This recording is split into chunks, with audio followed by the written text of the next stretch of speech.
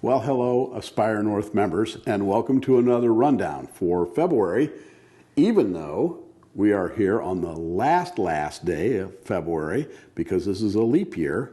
So we have one extra day for business and pleasure this time of year, and we're squeezing our rundown into this leap day. Yeah. Hi. Hi. All right.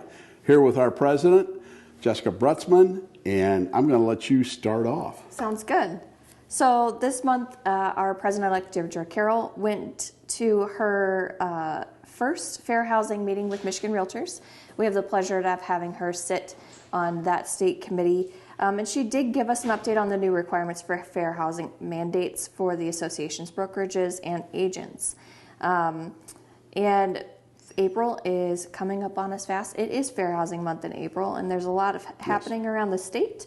There will be a lot of events. We will get those to you when they come up. But one of those events is the Michigan Realtors Fair Housing Summit, which is April 4th. So make sure you check that out. Yes, and don't they have a broker summit coming up too? They do, the day before that, April 3rd. Okay, and where are those held? They are both in Lansing. Lansing, okay. So if people feel like following up on either one of those two events, go to your Michigan Realtors website and look under the events tab, and the Broker Summit and the Fair Housing event will both be there. Yes. I had just heard the call. Sorry about that. You can cut that part. All right. So if you've been paying attention to the legal issues with NAR and all the many lawsuits around commissions and buyer agency and all the ongoing class action lawsuits, you may have also read that the National Association of Realtors has pretty much exhausted their personal and liability coverage through their insurance carrier, which sent a message to local and I think state associations that, hey, you aren't covered the way you used to be covered under that umbrella policy. So this month, with the help of the executive committee and the support of the board, we went out and secured our own insurance for the association, and I am working on the insurance for the MLS because they will also be subject to this lack of insurance or coverage if this thing continues. Right now, I think we're good until the end of June, but we thought, why wait? Right. Right? Yep.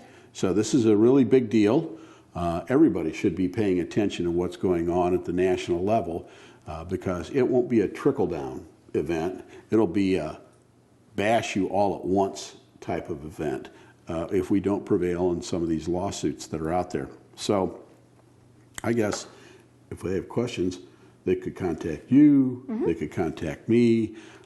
That's probably your two best go-to right now. Absolutely. And then pay attention to the industry news because every day there's something new or there's a new class action lawsuit someplace, it seems like. Yep, and Michigan Realtors released a video about a month ago regarding the lawsuits and how those are going. So go ahead and check the letter of the law. Those videos came out. They are on Michigan Realtors website. We can't recommend those letter of the law from your Michigan Realtors organization enough. They've really upped their game. The information is great. I know I used to get questions all the time about earnest money and all that. They have a whole library of these videos out there that can be most helpful to everybody and anybody. So please, if you've never taken the time, we highly recommend that you go out there and take a look at it. And we, of course, forward things or connect things through our newsletter too. So, yep, absolutely. So you got a busy year ahead of you with what we got coming at us, right? I do. Starting next week, we will start our succession plan processing. The entire board will be meeting and going over how that process will work. We've partnered with Sigma. They are a executive search and succession planning with strategic planning kind of company.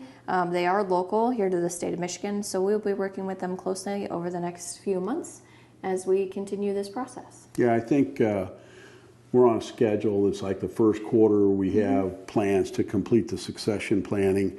The second quarter will be strategic planning. Third quarter will be the, I saw a label the other day it's not called succession planning, means the same thing, but I think it's a better descriptor that basically talks about that planning is for all of your organization, including the volunteer board and that sort of thing. So it's a big project, and Jessica will be leading that.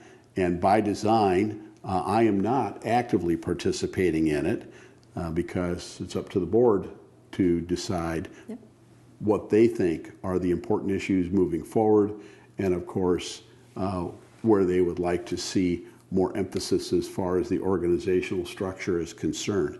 So, yeah.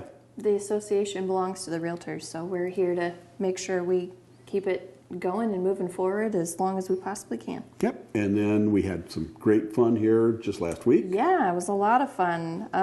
Happened to get cornered into making chili. Yes. Not quite sure how that happened, but I did. It was good. I sampled your chili. It was very good. Thank you. Yeah. But we did have some really good, great winners. Remax Bayshore won the best theme, and overall chili went to Coldwell Banker 422. Our affiliate team did a wonderful job planning and organizing the event. And yeah, if you guys want to get more involved, just check your calendar back in the member info hub. So after every event, we kind of do an assessment, we being staff and with the help of some of the committee or the board members or whatever. One of the things that surfaced very clear with this chili cook-off is that we have a lot of people who clearly aren't RSVPing because they know that we have a $10 no-show fee if you sign up for an event and then you fail to come. So we're also talking about implementing a $10 fee for people who don't RSVP, thinking that they can avoid having to pay that penalty, but then they just show up. And so we had quite a few more people show up for the chili cook-off than what actually registered for it. Mm-hmm. And that creates a whole nother problem when you're trying to figure out head count and food, beverage, all those kind of things. So yeah, I would look in the future for those that are serious about coming to something, you need to register for it in advance.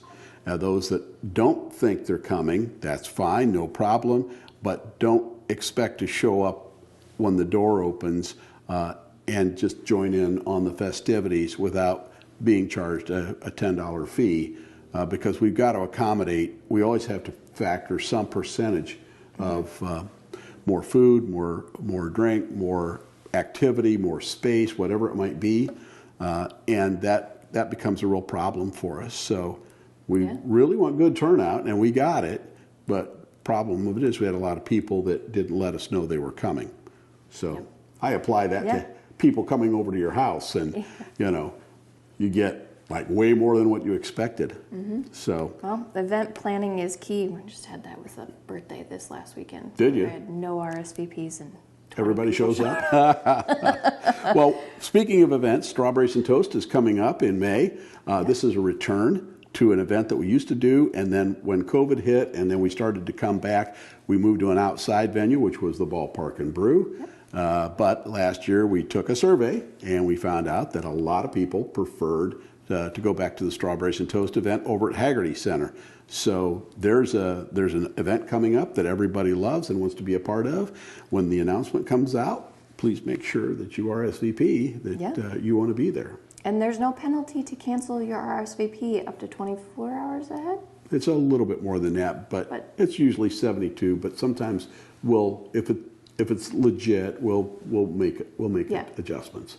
I mean, we don't want to be hard about it, but the truth is that we have a lot of people who don't evidently understand what RSVP means. Right, and remember, our affiliates pay for a lot of our events, so we need to make sure that we're respecting them and their cash flow that they're spending on us. And also, giving them a little love every once in a while is not a bad thing. That's a good thing. Another event, Earth Day, April 22nd from 11 to 3. This is another one you'll have to sign up for. We're going to do the Shred Monster again for those of you who have files that you would like to get rid of. And of course, Shred Monster keeps all of that stuff secure so it doesn't get out there and around. So if you have sensitive documents, you want them destroyed, this is a great place to bring them. But this year we've also added e-recycle, which is old computers and peripherals, computer cords, and things like that. No TVs, no monitors. Laptop computers clearly are okay because the screen is attached, but they don't manage any of that stuff. And all of this is free for the member. And we're even going to throw in a hot dog and a chip and a soda for those that come by to drop stuff off if they want to, because we realize a lot of people may do that over the lunch hour. So you'll get more on that. And then we had a big kind of an announcement at the board meeting. Yeah, we did. So Kathy Neveu has accepted the position that was vacated by Lynn Moon. So we will be welcoming her to her first meeting this month. And she will be sticking on for the full 3 years. For the full 3 years. And for those of you who came to the general membership meeting, you'll remember she was one of the people that ran for a director position. And so, yes, we're very happy to have Kathy be a part of this. And she will jump in feet first with the March meeting. Some lesser, more sad, I should say, news this month. We lost a couple of really long-time members. Cookie McCullough passed away. Paul Scott, many of you know, passed away. And then we were informed that Sam Mitchell Sr. Passed away, all within the last month. And so we wish their families a heartfelt condolence and everything. And, you know, thanks to all of our members who call in and let us know when something like this happens. We don't always get the word before it kind of gets out there on Facebook and everything, but we do like to put a in memoriam in our newsletter and let our membership as a whole know. So, yeah, very sad. Very few good people there. Yep. So, and then I guess the final thing is the next board meeting is March 22nd at 8:30 in the morning. That's correct.